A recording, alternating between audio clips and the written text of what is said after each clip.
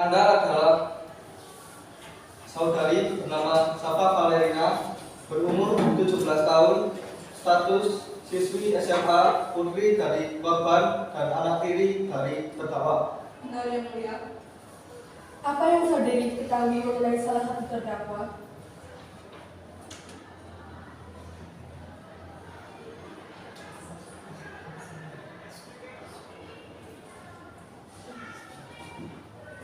Hakim baik berdasarkan pasal 160 ayat 3 KUHP, sebelum Anda dimintai keterangan, Anda akan disumpah terlebih dahulu. Apakah saudara siap?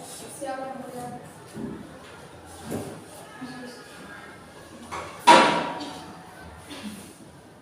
Baik saudari saksi, ulangi setelah saya. Bismillahirrahmanirrahim. Bismillahirrahmanirrahim.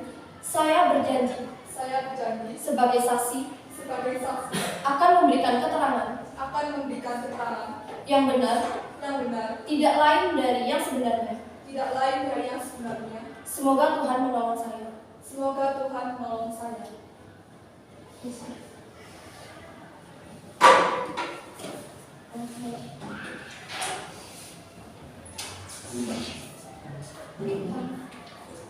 Apa yang saudari ketahui mengenai salah satu terdakwa?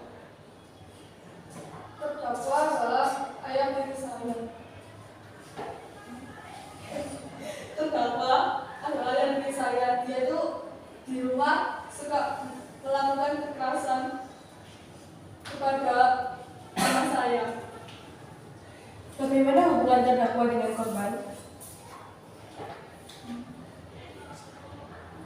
Hubungan terdakwa dengan korban adalah suami istri. Jadi terdakwa merupakan suami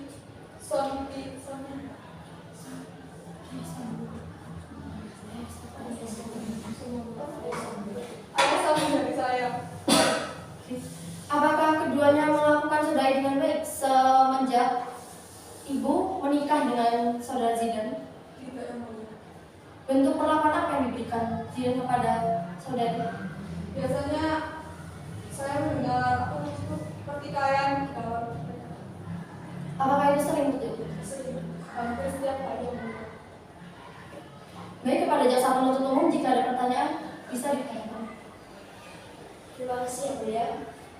Pada saat malam itu, apakah saudari menyaksikan langsung kejadian penganiayaan terdakwa kepada korban? Benar, Yang Mulia. Benar.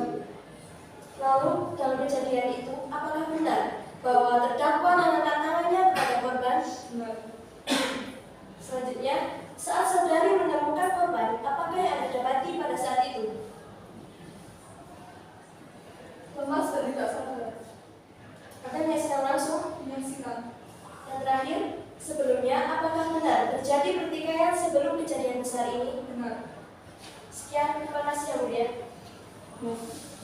Baik, untuk pembelaan terdakwa, dipersilakan penasihat hukum untuk bertanya kepada saksi.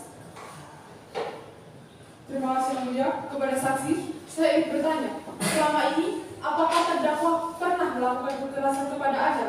Kan katanya terdakwa itu sebagai ayah sambung saudara. Pernah. Apakah benar bahwa korban memiliki sifat yang kasar? Mama saya tegas, bukan kasar. Yang tiga, apakah terdakwa selama ini pernah melakukan kekerasan sebelum kejadian serius ini? Pernah. Jadi Yang Mulia, menurut keterangan saksi, juga saudari Zidan juga tidak bisa dikatakan sepenuhnya bersalah karena korban sendiri juga memiliki sifat yang tegas, keras, dan tentunya bisa dimohon untuk dijadikan pertimbangan lagi untuk terdakwa. Cukup, terima kasih. Baik, sudah cukup untuk saksi kedua. Kepada panitia dipersilakan yang mengambil saksi. Kepada saksi kedua dimohon duduk di kursi yang telah disediakan. Lalu pada saksi ketiga silakan duduk di kursi saksi.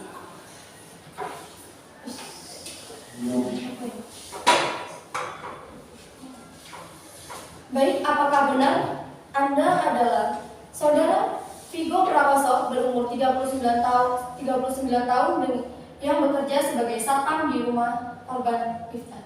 Benar, Yang Mulia. Baik, berdasarkan pasal 160 ayat 3 KUHP, sebelum Anda dimintai keterangan, Anda akan disumpah terlebih dahulu. Apakah saudara siap? Siap Yang Mulia.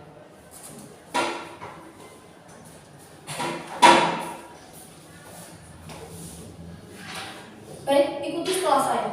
Bismillahirrahmanirrahim. Bismillahirrahmanirrahim. Saya berjanji Saya berjanji sebagai saksi sebagai saksi akan memberikan keterangan akan memberikan keterangan yang benar tidak lain yang benar tidak lain dari yang sebenarnya. dari yang sebenarnya. Semoga Tuhan menolong saya. Semoga Tuhan menolong saya.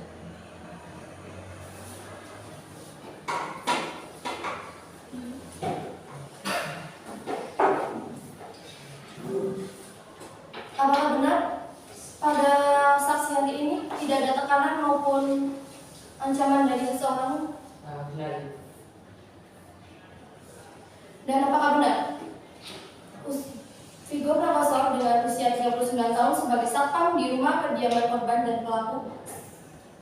Benar Yang Mulia. Sudah berapa lama ya bekerja di sana? Saya bekerja di sana sudah kurang lebih 13 tahun. Bagaimana keadaan dari pemilik rumah setiap harinya? Dari keadaan rumah bisa dulu. Bagaimana keadaan dari pemilik rumah setiap harinya? Pemilik rumah keadaannya setiap hari itu sering bertengkar karena dalam pernikahannya itu agak kurang harmonis. Apakah sebelum kejadian ada hal-hal aneh yang pernah Anda lihat? Bisa dulu. Apakah sebelum kejadian ada hal-hal aneh yang pernah Anda lihat? Tidak ya. Apakah benar Anda memeriksa semua CCTV di rumah korban? Bisa diceritakan kronologinya? Benar ya Mulia. Saya mengecek CCTV di ruang keluarga, ruang tamu sama dapur. Di ruang tamu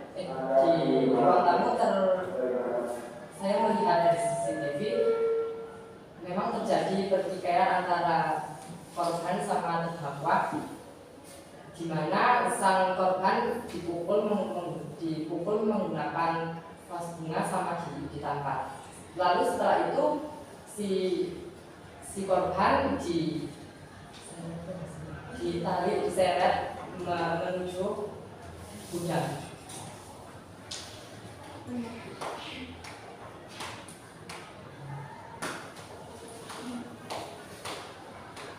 Jadi dari jaksa penuntut apakah ada yang perlu ditanyakan? Ada yang mulia. Saksi, apa yang Anda lakukan ketika melihat pertikaian tersebut? Ketika pertikaian itu berlangsung atau terjadi, saya berada di pos satpam. Waktu itu pembantu yang ada di rumah tersebut ke tempat kos saya, kemudian dia menyuruh saya untuk mengecek ke dalam karena ada pertikaian. Untuk perlawanan apa yang Anda berikan sehingga terdakwa tidak sampai membunuh korban dan melarikan diri? Sebenarnya waktu korban ditinggal oleh terdakwa itu sudah terlanjur lemas, tetapi waktu dibawa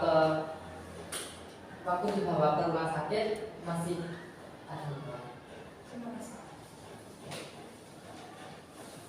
Baik, untuk penasihat hukum apakah ada yang perlu ditanyakan?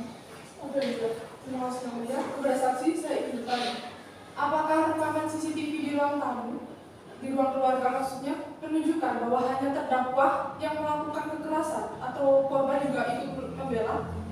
Waktu itu saya melihat bahwa sang korban ingin membela diri, namun waktu itu korban sudah dengan keadaan yang lemas, tidak berdaya, sehingga korban tidak melakukan. Apakah di tempat kejadian percobaan pembunuhan tadi ada terpasang CCTV? Waktu kejadian tersebut itu terjadi di gudang, dan di gudang tidak ada CCTV. Baik Yang Mulia, dari keterangan saksi bahwa di tempat kejadian tidak ada rekaman CCTV, jadi mohon untuk bisa dipertimbangkan. Cukup, terima kasih Yang Mulia. Baik, kepada penuntut umum apakah ada tuntutan lebih lanjut yang ingin disampaikan? Tidak ada yang mulia. Kepada penasihat hukum apakah ada pertimbangan terakhir yang ingin disampaikan? Ada Yang Mulia. Bahwa tidak sebenarnya terdakwa bisa dikatakan bersalah kesimpulan dari keterangan saksi itu menyatakan bahwa tidak hanya terdakwalah yang dikatakan bersalah, karena korban sendiri juga melakukan kekerasan verbal yang bisa mengakibatkan seseorang yang dikatakan itu merasa emosi. Jadi wajar kalau misalkan terdakwa itu melakukan hal yang seharusnya ia tidak lakukan. Terima kasih, Yang Mulia. Jadi berdasarkan untuk saksi bisa dipersilakan kembali. Kepada saksi ketiga dimohon untuk kembali ke kursi yang telah disediakan. Lalu kepada terdakwa, silakan menduduki kursi terdakwa.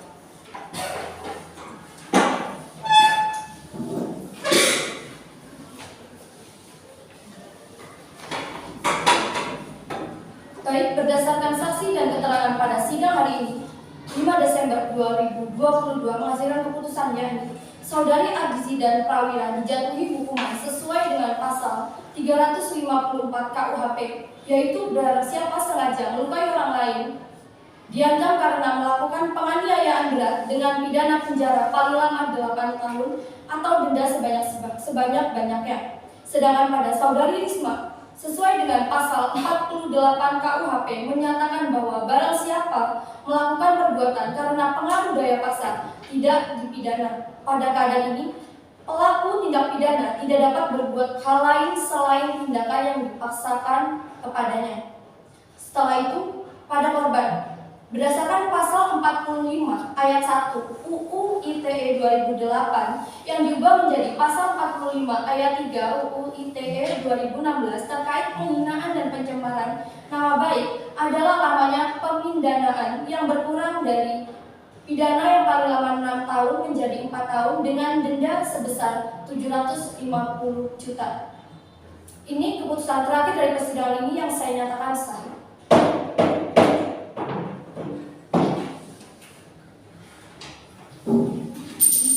Sidang pada hari ini, Senin 5 Desember 2022, Pengadilan Negeri Kabupaten Malang berakhir dengan hasil terdakwa Ardizi dan Wahyu dijatuhi hukuman 8 tahun penjara dan Saudari Miftah dijatuhi hukuman 4 tahun penjara dan denda sebanyak 750 juta.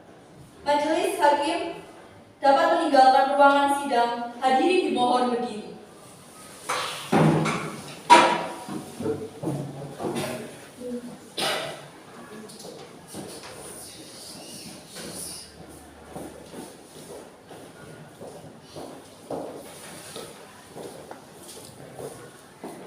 Baik, hadirin dipersilakan untuk duduk kembali.